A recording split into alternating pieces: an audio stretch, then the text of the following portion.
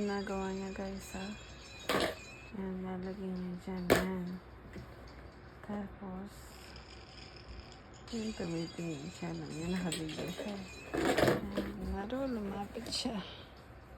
Pero yung totoong gagawin niya yan. Ayan. Oh. Itatapon niya yan.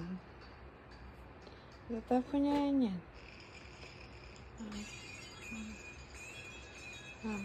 Naiya pa siya. Yan, tatapon niya yan. Yan, tatapon niya. Ayan. Ligpit, tapos kalat. Tapos,